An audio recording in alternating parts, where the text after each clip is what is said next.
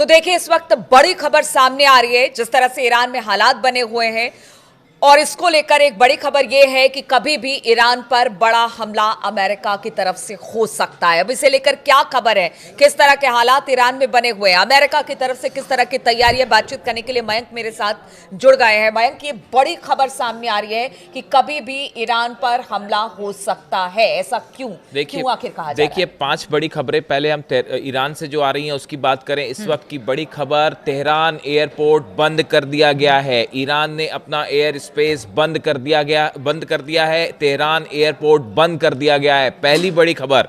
दूसरी बड़ी खबर है, जितने डिफेंस सिस्टम्स हैं सब एक्टिव कर दिए गए हैं। डिफेंस सिस्टम ईरान में एक्टिव मोड में ला दिए गए हैं। तीसरी बड़ी खबर, जितनी मिसाइल्स हैं सब रेडी टू लॉन्च मोड में कर दी गई हैं।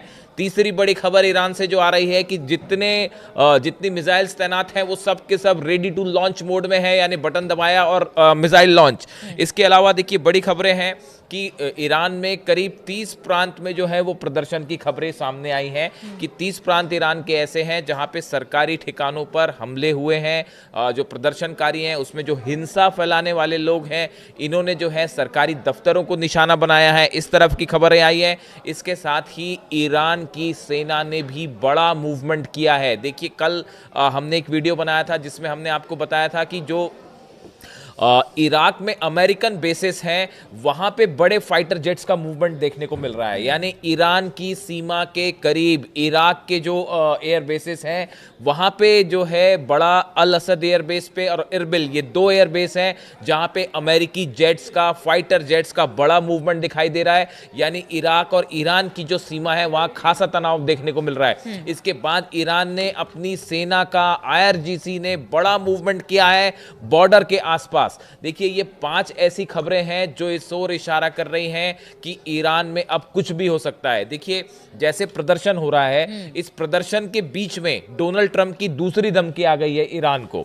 उन्होंने पहले ये कहा था कि प्रदर्शन हो रहे हैं और अगर प्रदर्शनकारियों पर किसी भी तरह का कोई हमला होता है तो हम इसका जवाब देंगे, ये पहली धमकी दी थी। अब कल फिर डोनाल्ड ट्रंप की तरफ से धमकी आई है। उन्होंने कहा है, I have let them know that if they start killing people which they tend to do during their riots, we are going to hit them very hard. ये डोनाल्ड ट्रंप ने एयरफोर्स 1 जो उनका विमान है उसमें ही ये बयान वहां से जारी करके कहा। और उन्होंने ये कहा कि अगर मैंने उन्हें बता दिया है, यानी ईरान को, कि अगर प्रदर्शनकारियों पर किसी तरह का हमला होता है, मतलब एक ही बात को दूसरी बार उन्होंने दोहरा दिया उस बात को कि we will hit them hard, यानी हम उन पर हमला करेंगे। अब देखिए, ये जो पूरे हालात बने हुए हैं, इन हालात के बीच में अब 2 चुनौतियां ईरान के सामने खड़ी हैं। पहला तो प्रदर्शनकारी जो है वो अलग अलग जगह जो है उनकी वजह से शांति भंग हो रही है, हिंसा की खबरें आ रही हैं ईरान से। और दूसरी तरफ ये बताया जा रहा है, जहां से बात आपने शुरू करी कि ये क्यों कहा जा रहा है कि किसी भी पल ईरान पर हमला हो सकता है, उसकी बड़ी वजह ये है, ये बताया जा रहा है कि इस प्रदर्शन का फायदा उठाकर, ये जो प्रदर्शन हो रहे हैं इसका फायदा उठाकर इजराइल की तरफ से एक बार फिर एयर स्ट्राइक हो सकती है ईरान पे, और इजराइल की मदद के लिए अमेरिका सामने आ सकता है। जो इस बात की आशंका पहले से है। हाँ, अब ये जो माना जा रहा है कि अमेरिका के सीधा इंटरवेंशन की जगह ये हो सकता है कि इजराइल की तरफ से हमला किया जाए, जैसे पिछली बार हुआ था। इजराइल की तरफ से हमला किया जाए और उसके बाद अमेरिका मदद के लिए सामने आए और कारण बहाना ये बताया जाए कि भाई वहां प्रदर्शनकारियों पर ईरान जो है हमले कर रहा है।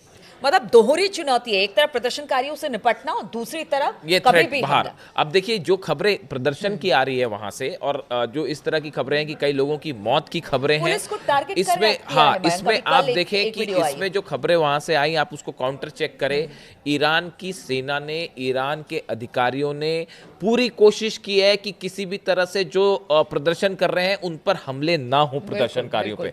बहुत सारी जगह स्टैम्पीड की वजह से, भगदड़ की वजह से लोगों की मौतें हुई है। और ये बात डोनाल्ड ट्रंप से भी पूछा गया कि आप जो ये कह रहे हैं कि प्रदर्शनकारियों पर ईरान की सरकार हमले करवा रही है, ऐसा नहीं है।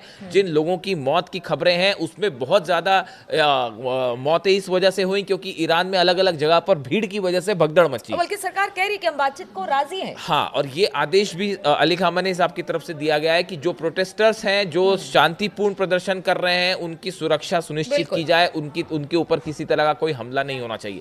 जो हिंसा फैला रहे हैं, आगजनी कर रहे हैं और माहौल खराब करने की कोशिश कर रहे हैं, सिर्फ उन पर ही जो है वो निशाना साधा जाना चाहिए। इस तरह की बात निकल के सामने आ रही है। इन सूरत हाल में अब ये जो तेहरान एयरपोर्ट का बंद होना, ईरान ने अपना एयर स्पेस बंद किया है, मिसाइल्स रेडी टू मोड में है, और इन सब के बीच बड़ा मिलिट्री मूवमेंट अमेरिका का ईरान की सीमा के करीब, और इजराइल की तरफ से, ये इजराइल के सोर्सेस से ये खबरें कि इजराइल इन हालात का फायदा उठा के एक बार फिर हमला कर सकता है। ये बता रहा है कि ईरान में अगले 24 से 48 घंटे बेहद भारी हैं और एक बड़े जंग की तरफ। लेकिन देखिए एक बात और है जो इसमें अमेरिका और इजराइल के सामने जो चुनौती है वो ये कि अगर किसी भी तरह का हमला होता है ईरान पर, तो ईरान की तरफ से जो बयान आए वो बेहद चैलेंज करने वाले बयान थे।